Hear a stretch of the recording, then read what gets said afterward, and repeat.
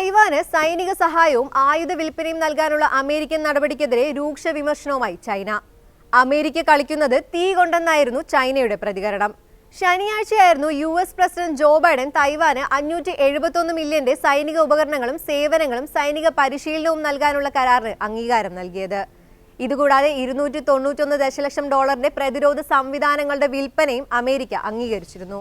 തൈവാന് മുകളിലുള്ള തങ്ങളുടെ പരമാധികാരവും സമാധാനവും സന്തുലിതാവസ്ഥയും നിലനിർത്തുന്നതിനെതിരെയായ പ്രവൃത്തിയാണ് അമേരിക്ക ചെയ്യുന്നത് എന്നായിരുന്നു ബൈഡന്റെ നടപടിക്കെതിരെ ചൈനീസ് വിദേശകാര്യ മന്ത്രാലയത്തിന്റെ പ്രതികരണം. 23 ദശലക്ഷം ജനസംഖ്യയുള്ള തൈവാൻ ഒരു ജനാധിപത്യ ദ്വീപാണ്.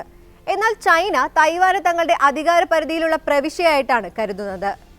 ഇതുകൂടാതെ തൈവാന്റെ പരമാധികാരം ആവശ്യപ്പെട്ട് ചൈന നിരന്തരം ദ്വീപിനെതിരെ നടപടി സ്വീകരിച്ചിട്ടുമുണ്ട്. ചൈന ഒരു ആക്രമണം നടത്തുകയാണെങ്കിൽ അതിനെതിരെയുള്ള തിരിച്ചടിക്ക് കൂടിയാണ് അമേരിക്ക തൈവാന് സൈനിക സഹായം നൽകുന്നത്. കഴിഞ്ഞ സെപ്റ്റംബറിൽ തൈവാന് ബൈഡൻ $569 ദശലക്ഷം സൈനിക സഹായം നൽകിയിരുന്നു. ഈ വർഷത്തെ $265 ദശലക്ഷം വിൽപ്പനയിൽ 300 ടാക്ടിക്കൽ റേഡിയോ സംവിധാനങ്ങളും $30 ദശലക്ഷം 16 ഗൺ മൗണ്ടുകളും ഉൾപ്പെടും. ഈ മാസം തുടക്കത്തിൽ 13 US ആയുധ കമ്പനികൾക്ക് ചൈന ഉപരോധം ഏർപ്പെടുത്തിയിരുന്നു. ചൈനീസ് വിദേശകാര്യ മന്ത്രാലയമാണ് ഉപരോധം പ്രഖ്യാപിച്ചത്. തൈവാനുമായി $385 മില്യൺ മറ്റൊരു ആയുധ കരാറിന് ദിവസങ്ങൾക്ക് മുമ്പ് US ഭരണകൂടം അംഗീകാരം നൽകിയിരുന്നു.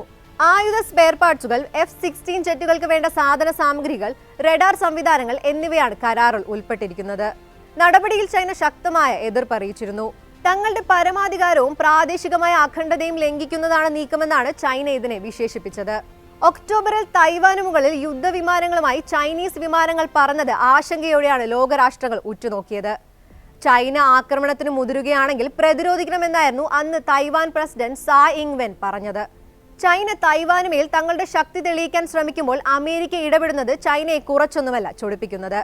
Comprehensive and progressive agreement for trans Pacific partnership എന്ന സ്വതന്ത്ര വ്യാപാര ഉടമ്പടിയുടെ ഭാഗമാകാനുള്ള തൈവാന്റെ ശ്രമങ്ങളാണ് ഈയടുത്ത് ചൈനയെ തൈവാനെതിരെ കൂടുതൽ പ്രകോപനപരമായ നടപടി സ്വീകരിക്കുന്നതിന് പ്രേരിപ്പിക്കുന്നത്.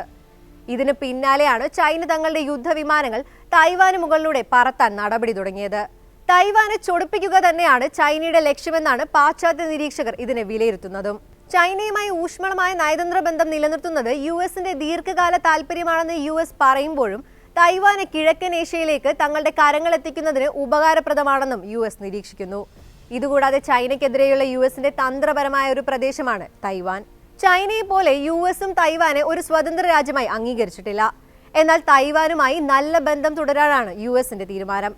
1979 ശേഷം തൈവാനുമായി വീണ്ടും ബന്ധം സ്ഥാപിച്ചത് 2016 അന്നത്തെ പ്രസിഡന്റ് ഡൊണാൾഡ് ട്രംപ് ആയിരുന്നു. തുടർന്ന് 2017 ട്രംപ് തൈവാന് $1.4 ബില്യൺ സാമ്പത്തിക സഹായം പ്രഖ്യാപിച്ചിരുന്നു.